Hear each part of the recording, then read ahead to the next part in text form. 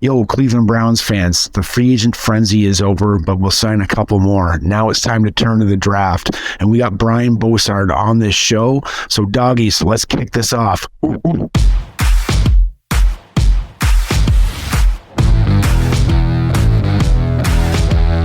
Welcome to the Dawgs Podcast with your hosts, Blake Reneker, Justin Charles, John Nye, and Josh All.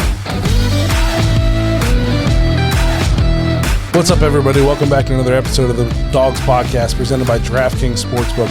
If you want to get your intro on the show, head to thedawgspodcast.com, tap leave voicemail on the drop-down menu.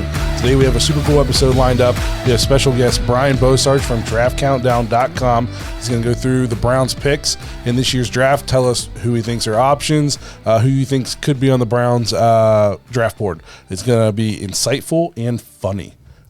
I have a feeling I might not be here for it, but I think you guys will do a great job, and I'm looking forward to listening to it. Before we get into that, though, I want to remind you guys to check us out on Facebook, Instagram, Twitter, and TikTok. If you're watching on YouTube, please like and subscribe. Important, tap the notification bell so you never miss a new episode. We've been putting out a ton of content lately. You don't want to miss any of it, so please make sure that notification bell is tapped. If you prefer to just listen to the show, you can find us on Apple, Spotify, and Google. Lastly, if you're looking for more Dawgs content, head to jointhedawgs.com, become an official Dog Pack member on the Patreon page, get access to the private Discord, you get to talk to us all the time, which is really cool. You get to play fantasy football with us when the season rolls around. Dog Pack member of the month all the time. Josh is coughing, or John's going to cough in my ear during my intro. So the professionalism on this podcast. This is what happens when we're in studio together, yes, right? It's just really going downhill. So we appreciate you guys sticking with us for going on 4 years now. This is the kind of professionalism you guys have bought into. And don't forget the t-shirt contest. Yes, the dogspodcast.com/win. Give you all the details you need, but get your entries in because, like I said in the last episode, not a ton of people have entered so far. So if you enter now, pretty good chance during the draft your name's getting called. Yeah, get the t-shirt, guys. First of all, it's free. Sweet. And it's sweet looking. It's an awesome t-shirt. Can we put it on the screen? Sure. So it's going to be here somewhere. But yeah, so make sure you guys do all that. If you want more Dawgs content, join thedawgs.com. Become a Dog Pack member. It's a ton of fun for everybody involved. And yeah, it's a good time. As we mentioned, we've got Brian Bosarge from Draft Countdown here with us to break down potential draft targets for the Browns at each of their picks in the upcoming draft in April, which is right around the corner. Brian, how you doing today? Guys, I'm doing great. Glad that y'all keep having a Bengals guy back on with the Browns podcast. Oh, you got to throw that out right away. We're only one, man. The only one. Yes, Brian, if you guys have not tuned in the last 2 years, it's been 2 years now, right? And this is the third year? That sounds right. Yeah, so the last 2 years we've had Brian on. He's done a great job. We always just sweep the fact that he's a Bengals fan under the rug, just kind of forget about that for an hour or so. AFC champ, whatever. We'll just dive into the Browns here. I think everybody can forgive you since you're a draft expert. Actually, before we dive into the Brown stuff, do you just want to give a quick plug to what you do and how everybody can find you? Yeah, you can go over to draftcountdown.com. We've got daily draft content going up there every day. Myself, Shane P. Hallam, Brad Menendez, Miranda Wilhelm. We're pumping out content every day. We've got you can go to youtube.com/thedraftcountdown. We go live every Wednesday night with our own podcast. And coming up, 4 weeks from Thursday, we're going to be live streaming the entire draft, pick 1 to pick 259 on our YouTube channel. So anybody wants to check that out, when everybody else is tapped out after day one, we're just getting going. Well, that's pretty awesome. I know we're going to do night 2, at least as much of it as we can before we, fizzle out. But it'll be a lot of fun. We're primarily going to be doing the Brown side of things. So you're going to be covering just kind of the entire draft in general, which would be really cool to tune into. We'll definitely tune into you guys on night 1. Sounds good, man. Yeah, we have a lot of fun with it. Like I said, it's going to be we did it last year. It's going to be a little bit different this year. I'm not going to go the whole distance this time. Shane is going to be there the whole time. We're going to have a rotating group of guests come on. It's going to be good. It's going to be good stuff. That sounds awesome. All right, so when we dive into this here, right now, as of this recording, the Browns have 8 draft picks in the draft. after they traded pick 42 to the Jets for Elijah Moore.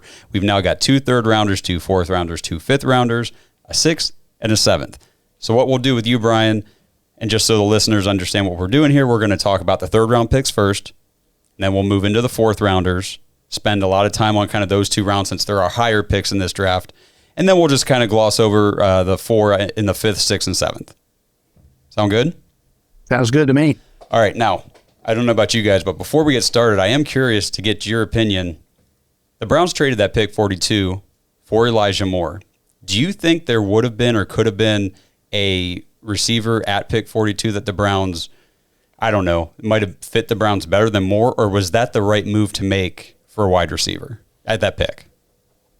If you look at where Moore's going to project, probably going to be take a lot of those slot snaps, right? So you have to think that that's kind of the guys that Cleveland would have targeted there. You're looking at Josh Downs from North Carolina, I think was probably the fantasy there, right? The dream pick for Browns fans, I think is the guy that got talked up a lot. Marvin Mims from Oklahoma is another that I think would have fit in there. I think Zay Flowers, Boston College, would have fit, but I don't think he would have been available at 42. Yeah.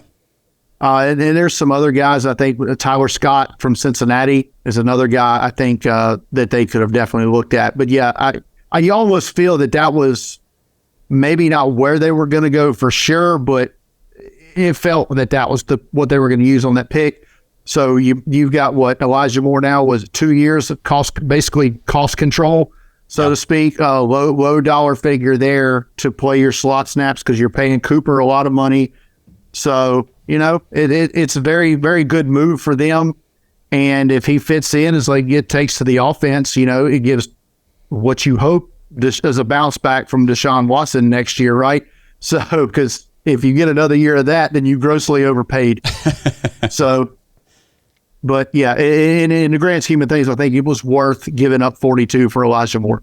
Okay. I mean, and that's kind of where we fell on it too. Didn't feel like you'd get a guaranteed day one NFL ready plug-in receiver at 42, which Elijah Moore is. He's played 2 years in the league. He's shown that he's got the talent to be on an NFL field.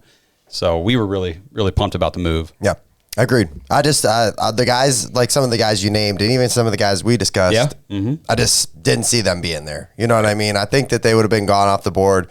So for me, I'm like, hey, you get a starter and, you don't have to worry about a development, a David Bell kind of guy that, is this going to pan out? Is this not going to work? Right. All right, so let's look at that 74th pick, our first pick in the draft in the 3rd round. Who are some of the players? And I know you said that you've done a mock for the Browns, and I think that's coming out Saturday? Right, Saturday. Okay. So go to draftcountdown.com, right? Is that where it's going to be? That's where it'll be. Okay, 8 a.m. Saturday morning. Check out the Browns mock on draftcountdown.com. And we're going to talk about it here a little bit. So spoiler alert. Pick 74, who you got pegged for the Browns? I initially looked at this and I'm looking at the depth chart now, and then while they have made some signings, Dalvin Tomlinson, I think going to be more of the run-stopping nose. Jordan Elliott's been there, 2 years now? Has he done anything yet? If it's been 2, it's too long. Yeah, it's... You signed a couple other players like Mo Hurst and Tristan Hill this offseason. I still believe in Perion Winfrey. I don't think he got on the field a whole lot last year. He was a guy I was much higher on than 4th round pick last year. So I'd like to see maybe he can develop a little bit. But I think, that's going to be a spot that they maybe look at some of the guys that could be available there. And there's a couple of guys that could be on the board that I think would fit the role there. Zach Pickens from South Carolina is a guy I'm really high on. He's got a lot more upside than production at South Carolina, former five-star high school player coming out of there. Javon Dexter, bigger defensive lineman, interior defensive lineman from Florida, 6'6", 310, but tested phenomenally at the combine. So he's a guy there. But maybe you look to, get a backup edge rusher, a guy that could develop a little bit. So Andre Carter from Army is a guy I think is worth taking a flyer on just because of the production there, but he lacks strength, sorely lacks. 11 reps on the bench at his pro day, but if you watch the Senior Bowl practices, the one-on-ones, he got overwhelmed. And any time that an offensive tackle got his hands on him, he shut him down. So that's a bit concerning, but the talent is there, and you get him there under Schwartz, maybe develop him a little bit. You could it could pay huge dividends down the road, for the Browns as a sub-package rusher. Okay, yeah, I know we talked to Barry Shuck. He had mentioned Andre Carter from the Senior Bowl.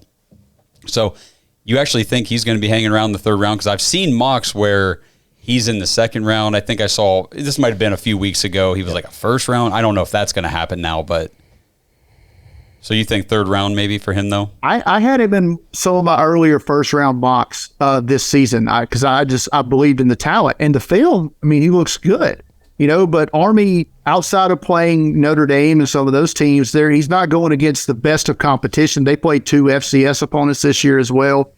So like I said, I believe in his talent, and when he can use the speed to get around the edge and not let those big guys get on him, you see it. But, that's obviously going to be an issue because if he doesn't have fundamental strength at the college level, what's going to happen to him at the NFL level when everybody is stronger than the college level? The thing to look at it with a guy like him, though, is when you go to a service academy, you have certain standards that you can't, or certain criteria you can't go above. So that kind of hurts a player like that from, having that weight room strength, if you will. Yeah. So it's something that I feel like he could develop, but his testing wasn't all that great either. So I think that's what's going to push him down into the 74 and maybe even, the second pick, 98. I wouldn't hate it at 98 for sure. It's a lot of value for a guy that, we've joked around and talked about, like going in the second, probably. Shuck brought it up, brought his name around when we were talking about that pick 42. So interesting. Yeah. And I what you mentioned is very fair. A serviceman, like, you can't train year round for football like, these other draft players can from these other schools. So there is a difference there. Yeah, these guys are all going to these training academies like as soon as the season's over, right? Yeah. He doesn't have that luxury. He's got to be up at whatever 6 or 5 a.m., doing officer training. So it's not a luxury he has, and which is why his testing numbers are, lower than a lot of his contemporaries. Makes sense. That makes sense. All right, so we've got a couple defensive linemen here that you've listed. Were there any other positions that you looked at for the Browns at this pick? I'm not opposed to maybe an extra corner here as well. Okay. Maybe not this early, but I think it's something that you can, look to maybe an extra nickel guy. I don't know if he'll be available there, but his production is tremendous at Utah, Clark Phillips III, but I think his testing is going to push him down. I don't know if it pushes him down this far. There's a couple other, DJ Turner from Michigan is another guy, the fastest guy at the combine this year. I think this is about the area that he could come off the board in the third round as well. And, maybe a backup safety, is something that you're looking at, some depth there. Someone like Sidney Brown or Jartavius Martin from Illinois, both those guys tested great. And this tight end class is deep. Do you want to get another guy to go with Njoku? I know you signed Jordan Akins, but I don't know what the terms of that deal was. Is that a lengthy deal? Maybe a tight end. Like your roster is really good. If we're an interior offensive lineman is another, like a backup spot. So basically, outside of maybe that defensive line guy, I don't know that you would be drafting anybody that's going to have a chance to start as a rookie. I think you're really just adding depth guys here. And this is going to be the story throughout this draft when we go through it, is your roster is really deep. You just need Deshaun Watson to take that step back to where he was in Houston. Yeah, and obviously as Browns fans, we're anticipating that to be the case. I think that he got dealt a raw deal coming in as late as he did last year when everybody else was, well into midseason form, and he was barely in preseason form. So we didn't exactly change our offense just for Deshaun either. So yeah, there was a lot going against us there. It did not look pretty. I can't sit here and try to sugarcoat that. This episode is brought to you by Omaha Steaks. Spring is in the air, and that can only mean one thing: Spring grilling. The steak experts at Omaha Steaks have made it easy to spring into something delicious with their semi-annual sale. With 50% off site-wide, grab all your favorites like perfectly aged, tender steaks, ocean fresh seafood, juicy burgers, incredible air-chilled chicken, and decadent desserts. Plus, when you go to omahasteaks.com and use promo code DAWGS, D-A-W-G-S at checkout, you'll get an extra $30 off your order. It's the perfect way to get fired up and spring into something special. Don't wait. Go to omahasteaks.com. Use code DAWGS at checkout. Take advantage of this deal right now. Omaha Steaks is ready to ship your order right away, and you're going to want to hurry because 50% off site-wide is only happening for a limited time. So don't miss your chance to save big right now. Visit omahasteaks.com. Use code DAWGS, D-A-W-G-S, at checkout. Get that additional $30 off when you shop their semi-annual sale today. Minimum order may be required. This episode is brought to you by DraftKings Sportsbook. Ready for the underdogs, the upsets, and the unbelievable action from DraftKings Sportsbook? The biggest tournament in college basketball is here. Right now, new customers can bet just $5 on college hoops and get $200 in bonus bets instantly. Plus, for a limited time, all customers can score a no-sweat bet during round 1 and 2 of the tournament. Go to the app, opt in, and place a no-sweat bet this weekend. If it doesn't hit, you'll get a bonus bet back up to $10. Download the DraftKings Sportsbook app right now. Sign up with code TPPN. New customers can bet $5 and get $200 in bonus bets instantly. Win or lose, only at DraftKings Sportsbook with code TPPN. Minimum age and eligibility restrictions apply. See show notes for details. All right, so we've got some D linemen, cornerback, safeties. Were there any other receivers that you thought for the Browns at this, or is that kind of off the board now that we've gotten Elijah Moore? I think you can get, if you're looking like this, like you're trying to get a receiver that, think of it as you're going to need a guy that's going to contribute on special teams because he's not going to be one of your top 3, right? He's not going to be above Cooper, Peoples-Jones, or Elijah Moore. So you're going to need a guy that's going to help you out on special teams. I think that's going to be something that you're going to look at with one of those maybe 5th-round picks, maybe one of the 4s. So I don't really want to look receiver here. And those guys are plentiful on day 3. Okay, excellent. I guess before we jump off of 74 and go to 98, were there any other names here at this pick that you wanted to go over, or are we ready to move to 98? I think we can go to 98 because that's kind of the guys. Let's try to see if there's any other interior defensive linemen. I don't think you're looking at a nose, right? I don't necessarily know that that's something that you're looking at. If you are, I think Siaki Ika from Baylor could be on the board at pick 74 if nose tackle is the interior defensive lineman that you wanted to look at. Just a couple other edge rushers that could be there. Yaya Diaby from Louisville is a guy. Byron Young from Tennessee. Other guys that could be available in that 3rd round. Okay. Well, as we move then from 74 to 98, let me just throw one position at you, and you can place a guy at 74 or 98, whatever you want to do. But the Browns need to address the linebacker situation a little bit more right now.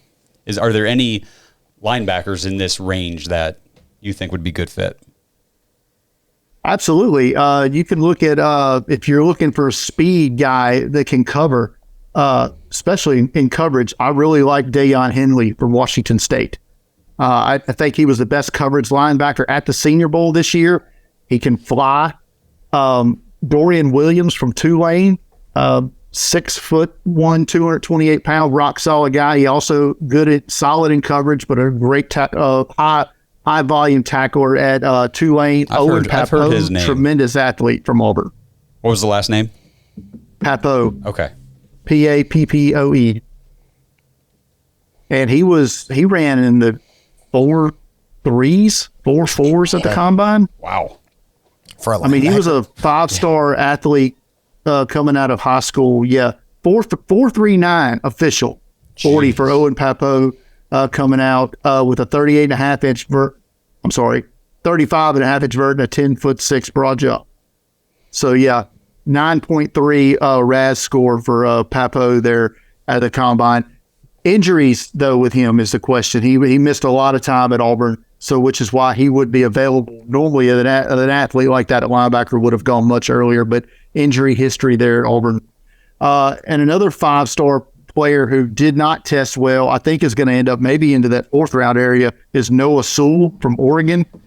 One of the better linebacker prospects coming into this year, but did not test, was not very productive this year, tested not so great at the combine as well. But good genes. His brother, Penei Sewell, the offensive tackle for the Lions, 6th overall pick. So a guy who, could be there, would add 98, maybe even 111. Okay. How about you mentioned interior offensive line. You got some names there too? Interior offensive line in the 3rd round? Yeah, or were you thinking that would be more later on? You have some names there later on. Braden Daniels from Utah, I think, is a guy that he could go anywhere between the 3rd and the 5th round. I don't really know how teams view him. I've got a 3rd round grade on him. So Luke Whippler, I think, is a center only from Ohio State. Not sure he can help you at guard, but Jared Patterson from Notre Dame can. He can play guard. He can play center. And probably the best tester at the combine, I think, could go in that late 3rd, 4th round area. So a target maybe at 98 or 111. John Gaines from UCLA is another guy. His testing numbers were phenomenal at the combine. Let's see. Here we go. 165, 10-yard split for him, 32.5-inch vertical, 4.45 short shuttle, at a tested 96% athlete. Wow. So John Gaines is a guy that, I think could immediately upgrade the depth if nothing else. I think that might be something you see Andrew Berry try to find as some sort of a depth gem at the interior offensive line that can develop into that starter, because, we just signed Ethan Posick. We got him for a couple years. But the guards, Bitonio and Teller, while we love them, they're awesome, they're not getting any younger. And they're not getting any cheaper. Yeah. Right? So correct. I think here in the next couple of years, you're going to see they won't be here too much longer. So we do need to start getting a plan in place to replace those guys. Yep, 100%. Our offense kind of depends on that with Chubb and everything. So I do want to ask you, though, like with linebacker, if we were to go linebacker in the 3rd round, get one of those guys you mentioned, how much playing time are they getting year 1? Or are they also just a developmental project? I guess it depends. Are you looking for a true Mike here? That might be Sewell or someone like that more than Henley. I think Henley's going to be that weak side backer that you just let go get him. But I think your true Mike linebackers, you're going to look for someone like Noah Sewell there or Dorian Williams. I think those are the guys that maybe even Henry To'o from Alabama is another guy I think could be on the board in that range. That would be that your middle linebacker. I would guess, just because we did bring back Anthony Walker for another year, but he's still coming back from injury. I think the Browns need to get another plan in place. The position I'm hearing the most about from Browns fans is linebacker. I keep hearing about it. JOK is a fan favorite. We got Taki and Walker, and JOK is definitely that coverage linebacker. He's not your run stop plugger up the middle. He's not your Mike guy. So it's a position I would like to see us address. We've kind of missed, too, over the years on that. Phillips hasn't really – we always thought that he was going to be that fly and, side-to-side guy. He hasn't really come into what we thought he would be. Think about, Mac Wilson. Get excited about a guy coming out of, a school like Alabama that you're like, okay, here we go. This is a great pick, and – No. I think if you had kept 42, that definitely could have been in play there as well with someone like Jack Campbell from Iowa. Talked about who him. tested like a freak and just racked up big tackles. But I do not see him being on the board at 74. I could be wrong. If so, maybe, that's something, you never say never in the draft. Right. And I will throw this disclaimer out there, just me personally, I do not foresee these being the picks the Browns end up with. Like you said, our roster is already pretty set, pretty deep. I don't think we need 8 picks. I think that there will be some bundling and probably some moving up. If a guy like Campbell, say he slips, into the 2nd round and he's getting maybe a little bit further, maybe we could swing a deal to get up there and grab a guy we like. Yeah, something like if Campbell starts falling into the late 50 range, maybe you parlay 74 and 111 and one of these 5s or something and go up and get your guy. what are the chances that 8 of these guys are going to make your 53? Exactly. Right. I mean, and Andrew Berry has kept all but one of his draft picks over the last 3 years, I believe. So you're right. We'd have to be making room for some of these guys somewhere. So I really do think that there is going to be some bundling, some moving, some packaging, like you said, and they're going to go get a guy. Yeah, I don't think they'll end up back in night one, but anything midway or through the second round, I think is fair game. I like it. Mm-hmm. All right. Were there any other names here in the third before we shift gears and go to the fourth round? Are we opposed to a running back in the third round? Like at 98? Okay. No. So here's my thing is, I love Nick Chubb, and I think Jerome Ford is awesome. I think Jerome Ford has a really bright future in Cleveland. I really do. The way that we're building our team and just what I'm hearing, and I'm not saying we're going to let Nick Chubb go, at the end of next year or whatever, but I don't know if you can keep paying a guy that and also building all these weapons around Watson, but also keeping the line, with guys on $65 million a year contract. To me, get as much depth that you can get. Running back's always been a thing that we've talked about. Like, man, we're just loaded. We felt like, it was always next man up. Oh, Nick Chubb goes down. Well, hey, Kareem will step up. But instead it's Dearness Johnson or, another guy. So I'm not opposed to it at all, brother. So I'd love to hear that name. Yeah, what name you got?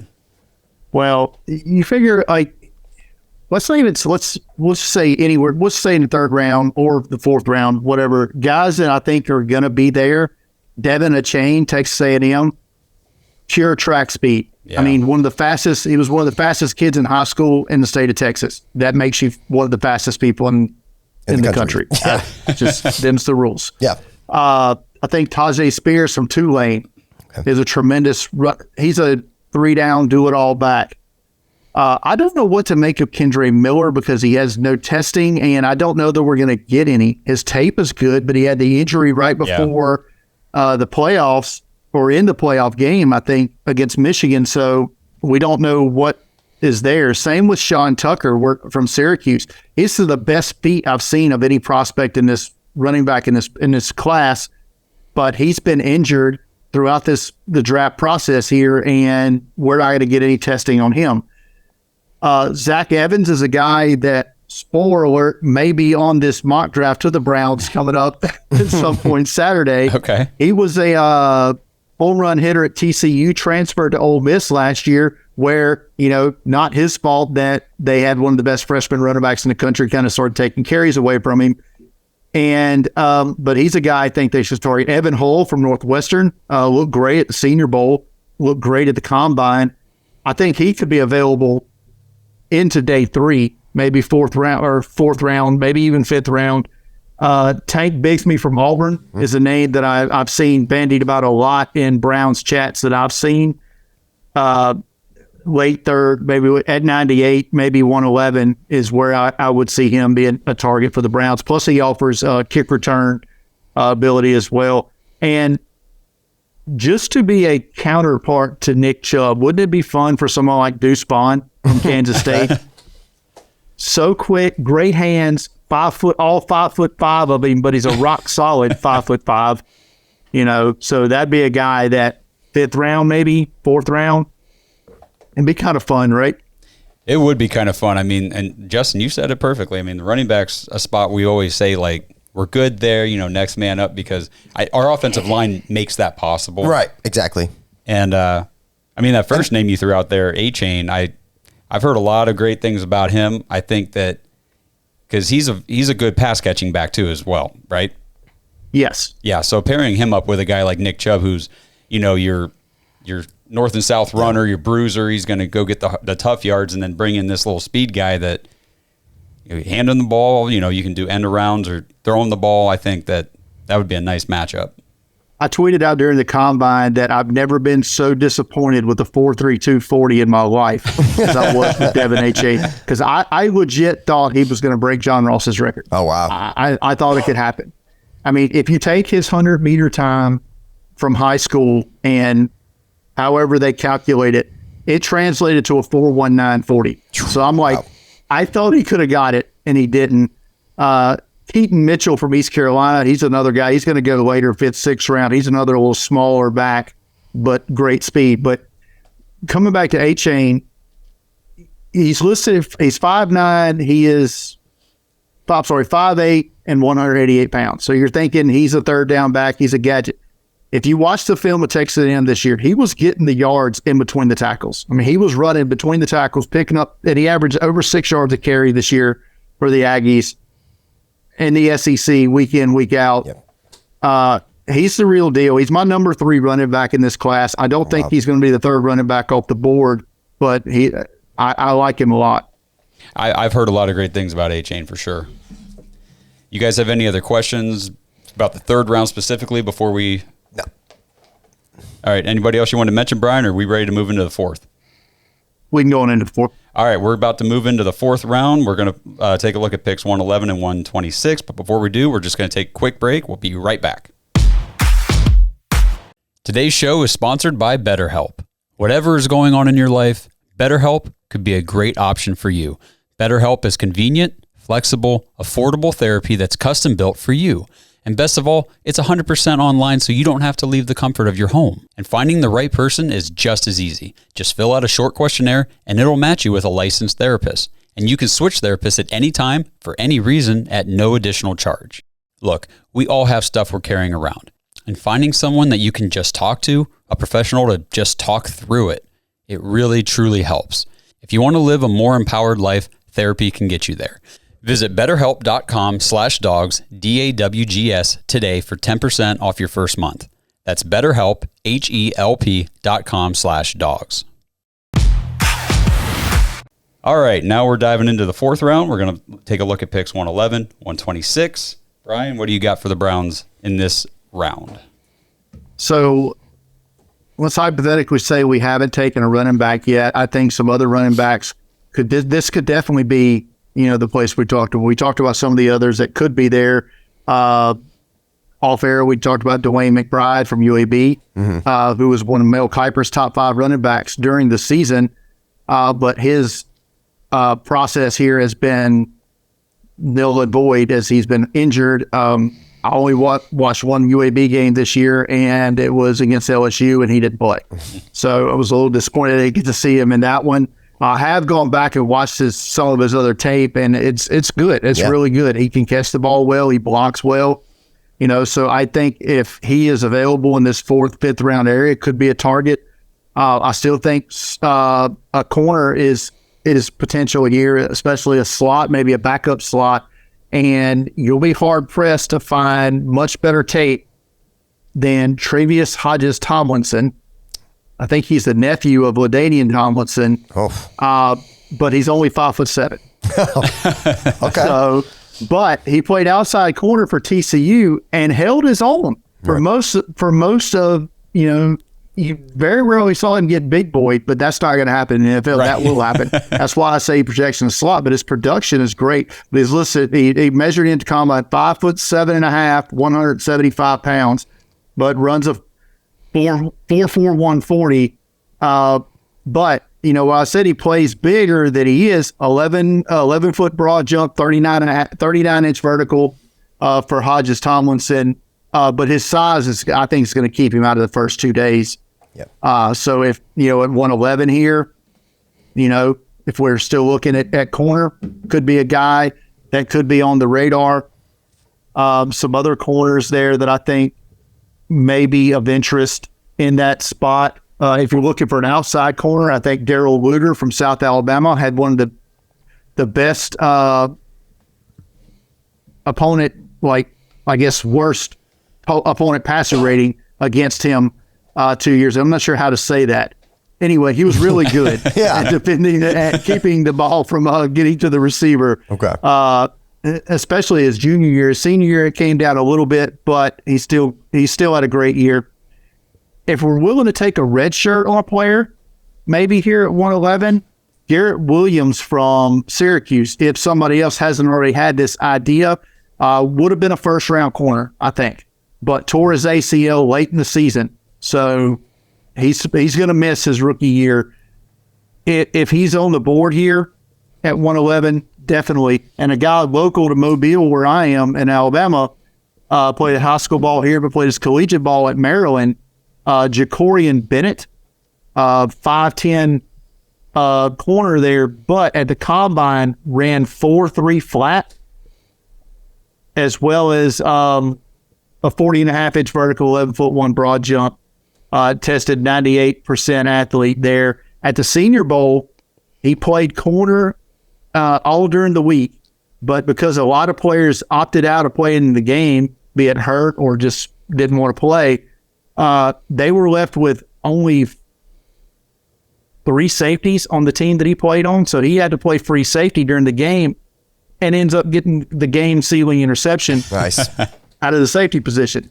So he's a guy that I think is going to be very versatile. Also, we talked about special teams guys. These are going to be guys he was, one of the better gunners in college football this year, and did it at Senior Bowl as well. So Jacorian Bennett is another guy there at that position. That's awesome. We definitely need guys that can play on that special teams units as well, because our special teams weren't very good last year. And like you said, depth is the thing here, and you need to be versatile. You need to be able to play multiple roles. Got the luxury right now where we don't need it's not we have to have this guy start. We have to do this. We have guys that are locked in and going to start. You can develop guys. Yes. And I think developing guys is the way to go, obviously, for the Browns, with all the big money we've got tied up in a lot of starters that, again, like I said before, aren't going to be here, 3-4 years down the road. It's time to get some of these younger guys in. All right, so outside of that cornerback and running back position, are there any other names here in the 4th round that, you would mock or potentially mock to the Browns? There's a couple of guys at safety I think would be of interest. I know age is a limit here, and some of these guys that I've named off, I don't have birthdays listed on my spreadsheet. Maybe I should, just for mocking to the Browns, if for no other reason. Because I know on the first 2 days, if you're older than 22 in your rookie year, they're not drafting you, right? That's kind of the rule. I think you're right about that. I'm pretty sure. Yeah, like day 3, maybe there's some leeway, but the first 2 days, it's no dice. So maybe on day 3, a guy like Daniel Scott from Cal, who is one of the better testing safeties, could be of interest. Chamari Connor, a former corner, converted to safety this past year, played great at the Senior Bowl there, tested well at his pro day, could be of interest from Virginia Tech in that 4th round area as well. And I'm really high on Jason Taylor from Oklahoma State. I think he's a physical safety, downhill tackler, very productive, sure tackler, played the NFLPA Bowl, got called up to the Senior Bowl in midweek, and then never missed a beat. So he's a guy I like there. A couple wide receivers I could see being of interest, the special teams route, that maybe they're on the board here. Jaden Reed, Michigan State, is a guy that I think could be of note. Xavier Hutchinson from Iowa State, and a guy that I was really unaware of, despite the fact that he played at Stanford, was Michael Wilson. But tremendous catch radius at Senior Bowl, great route runner, and it tested really well at the combine. So just a couple wide receivers there. Yeah, we talked about Jaden Reed with Barry Shuck for a little while, and he thought that what he showed at the Senior Bowl, the kid has some potential to be a star eventually in the league if he gets on the right team, right coaching and everything, right opportunity. Do you agree with that? I do. A couple other, we've talked about interior offensive line earlier as well. You start some of those names we talked about earlier could potentially still be here in the 4th round, so that can carry over. There's a couple other guys, Emil Ikiyor from Alabama. I think he can legit back up all 5 positions on the offensive line. Started as an offensive tackle at Alabama before kicking into guard, played center all week at the Senior Bowl, and held his own. Another guy who was a starting right tackle for Old Dominion, probably projects as a guard at the NFL, but he played center all week at the Senior Bowl as well, and that's Nick Saldiveri. I said from Old Dominion, a guy that I think could be on the board. And if we're looking for just straight centers, maybe backups here, Alex Forsyth, Oregon, Ricky Stromberg's Arkansas, couple of guys, 4th, 5th, 6th round. I mean, they could be anywhere on this early day 3 range. Okay. The what was the guy's name from Alabama? How do you say it? Emil Ekiyor. Ekiyor. Ekiyor. Oh, I put an E in place of the Y. I almost had it. Okay. Seriously, I did. But anyway, that sounds like the kind of guy I feel like Andrew Berry might be pretty high on too. It's the value at that position to be able to play every spot on the O line. When you see how often injuries come, tackle, guard, center, doesn't really matter. They happen. So if you got a guy that he's not solely designated to one of those spots, correct, that's a luxury right there. Yep. Yeah, I know all about what those late season injuries that offensive line can do to a run there. Yes. Yeah. All right, Brian, let's bring her home. 5th round, 6th round, 7th round. I know a lot of these guys that you've mentioned fill spots in multiple rounds, depending on how far they fall and drop and things like that. So anybody we haven't talked about yet that you think the Browns might be looking at in these later rounds? There's a wide receiver that I think the Browns are going to be in love with in that 5th, 6th round area because of what he can do on special teams. He can be a big slot receiver, and that's Jonathan Mingo from Ole Miss. Mingo is 6'1", 226, but 32-inch arms, big mitts, 4.46 in the 40, bench press 22 pounds. We don't have any of the other testing yet. I assume we'll get that at the pro day. But as of right now, he's a 99% athlete at the wide receiver position. Oh, my. So, like I said, that may change, once we get his agilities and explosion tests in. But I think he would fit in great with that Browns offense as the number 4 wide receiver. Couple of tight ends that I think, day 3. I don't think tight end is going to be a spot they're going to look at early, especially when you consider this guy's probably at best going to be 3rd on the depth chart, depending on what happens with the kid from Florida Atlantic, Harrison Bryant. Yeah. Is he going to be around? I don't know. But you figure Jordan Akins is in, but you may need that 3rd, maybe even 4th guy, maybe a practice squad guy that ends up, we talked about all these draft picks are going to make the 53 if you even use them all. So this guy, you take one in the 6th, 7th round, you're looking at someone like Cameron Latu from Alabama. There's a bigger inline blocker that I think would be of interest to them. Payne Durham from Purdue, guys. And if you're looking for that super versatile fullback, H-back, tight end, Joe used to have a guy who was the North Superback or whatever they called him. I can't remember his name. Played at Northwestern. Everybody loved when he was there. Are you talking, Yeah, I can't. Oh, yeah, now I can picture who it was now, but I cannot think of the name. You're right. It'll come, like, Brian. Keep going. I don't feel like Dan something or another. Anyway, Hunter Lipke from North Dakota State. We don't have any. He got injured before the Senior Bowl, so not sure we're going to get any workouts on him. But he was, double-digit touchdowns this past year for the Bison. Should have been at the Senior Bowl, but had the injury late in the year there, kept him out, and that's probably going to keep him out of the workouts as well. But Hunter Lipke, if you're looking for that Kyle Juszczyk type of player, that's this guy in this draft. It's him. And to a lesser extent, you could say the same thing about Braden Willis from Oklahoma, but listed 6'3", 239. Didn't test all that great at the combine, but he's another that could be that fullback, H-back, tight end type guy. All right, and then, whoa, hey, Blake's here. Look at that. Oh, hey. Whoa, buddy. wow. The heck did you come from? I heard a poof because Justin remembered the name of that fullback, Danny but I didn't Vitale. realize that was you. So what was the name of that fullback? Danny Vitale. There we go. Or was it Blake Reniker? Yeah. Either way, you must have been on his mind because here you are. Yeah, it's good to be here. Brian, it's nice to see you again. Long time no see. Good to see you again, Blake. All right, so let's just wrap this, the draft pick discussion up with, were there any other names here in the later rounds that you had, in store for the Browns?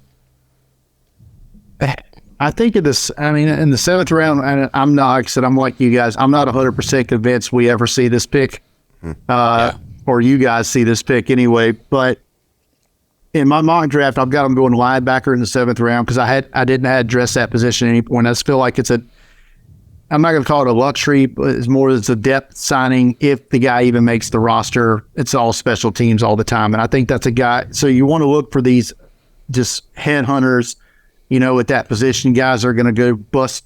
You can't bust the wedge anymore, but you know what I'm saying. Yeah. Guys are going to, make the plays on special teams. Guy I really like with that attitude from the Senior Bowl. And this guy was hitting people in practice. When they just had the shoulder pads and helmets on, that was it. He was headbutting in practice, and that was Aubrey Miller Jr. from Jackson State. 5 listed at 5'11", 229, but man, packs a punch.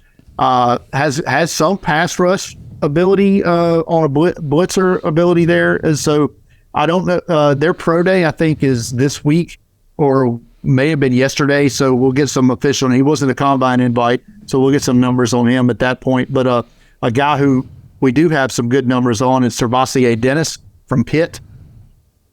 A guy I think is going to be available in that 6th, 7th round area, as well as Yazir Abdullah from Louisville, another guy that I think could be in that linebacker role late. And maybe even some of these that they haven't gone corner yet, some other guys that I like in the 6th, 7th round, Miles Brooks from Louisiana Tech, Corey Trice from Purdue, former safety, now corner, big guy, big corner, but very fast, very athletic. So just a couple other names to get to know. Yeah, and I think at this point in this exercise, it's just important for fans to hear the names that could be options, because let's face it, at that point in the draft, most fans don't know any of these players anyway, like Blake alluded to, and but you still want to watch it, so it's kind of like you want to root for a guy, but you don't really know who they are. So having these names in the back of your head, it's like, oh, maybe Brian talked about that guy, maybe I'll pull for the Browns to draft him. It's wild because you're going to see names and it'll even be from the schools that you've watched. You'll see guys from Ohio State or Michigan. And you're like, I kind of remember him. That was like when Tommy Togiai got drafted. Going this late, yeah. Like, oh yeah. So yeah, it's fun. Not everybody is hardcore and has spreadsheets with 1,400 names on them like I do. So yeah, it's. And believe it or not, there was actually we had our final spreadsheet last year had 1,503 names on it, and there was one player that got drafted that was not on our spreadsheet. That's impressive. Wow, it's impressive. Who was it?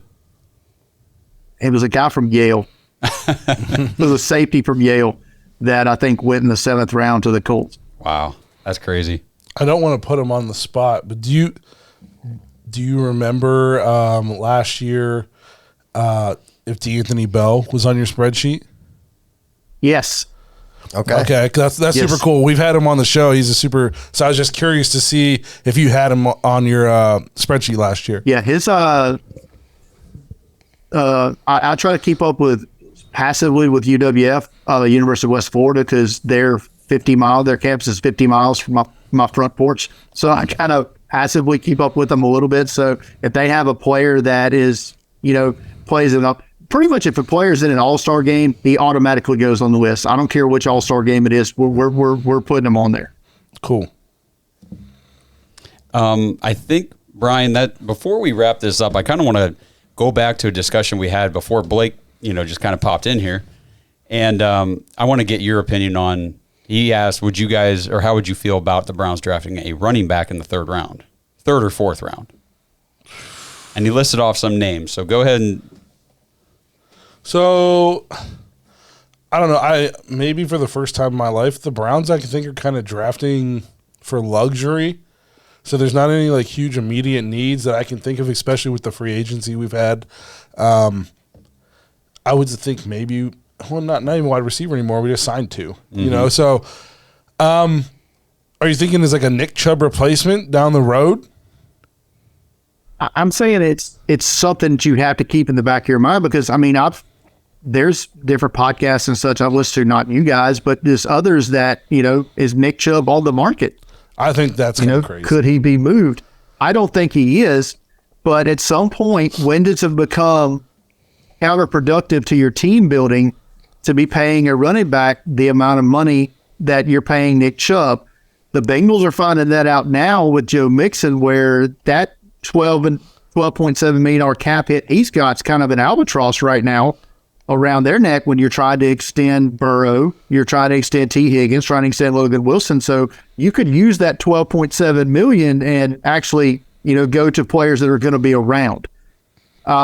Tennessee and Derrick Henry and he's still at the top of his game, right? Same with Nick Chubb. But at what point does it become counterproductive to the building the rest of your team, where you could draft a guy in the third round? I'm at this point now where if I was a team, I would just start drafting running backs in the third round every year. Just every third round pick dedicated to a running back, and we'll just keep cycling these guys out every 3 years. Because that's kind of where it's at. Giving a running back a second contract almost becomes just this huge burden.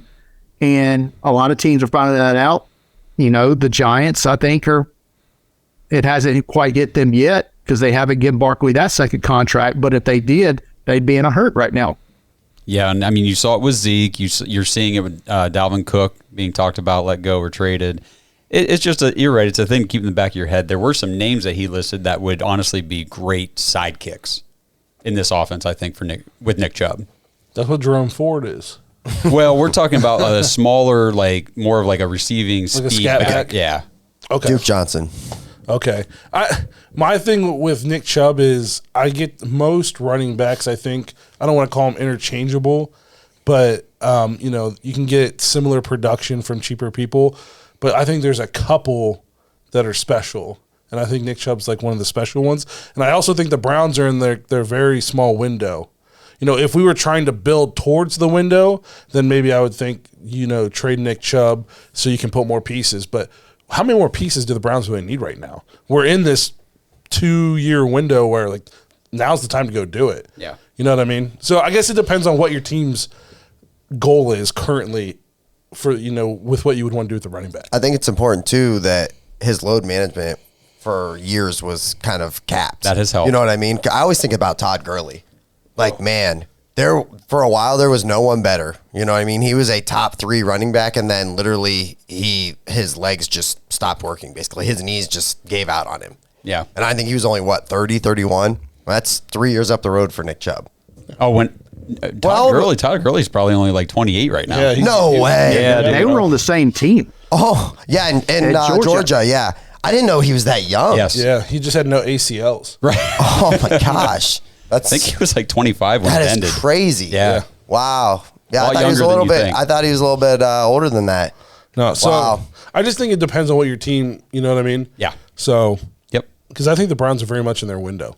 Yeah, this was not, we were not discussing it earlier as a Nick Chubb replacement. It was more of that depth piece or that kind of who can do what Nick Chubb isn't primarily used for, which is a lot of pass catching. Felton has not lived up to any of that role. I wouldn't be anti that, just because, like I said, I think we're drafting almost every pick for luxury. Right. All right, does anybody have any other questions for Brian before we let him go? It's always a pleasure, brother. It's a lot of It's always a silence. treat, man. Yes. Glad I could be here, guys. Was there anything else you always wanted love to- chatting it up with you. Anything else that you wanted to talk about, Brian? Just follow me on Twitter at Deep Fried Draft. And like I said, if watching an entire live stream of the draft with the Draft Countdown crew is your thing, go ahead and go to youtube.com/The Draft Countdown. Hit that subscribe button and hit the little notification bell. We go live every Wednesday night. Saturday morning, 8:30. Set your alarms. He's mock drafting. DraftCountdown.com. Browns mock draft Yep. coming up. That's There right. we go. That's right. Awesome. And we appreciate you being here. It's always fun having you on. Hell yeah. Appreciate it, guys. Thank you, brother.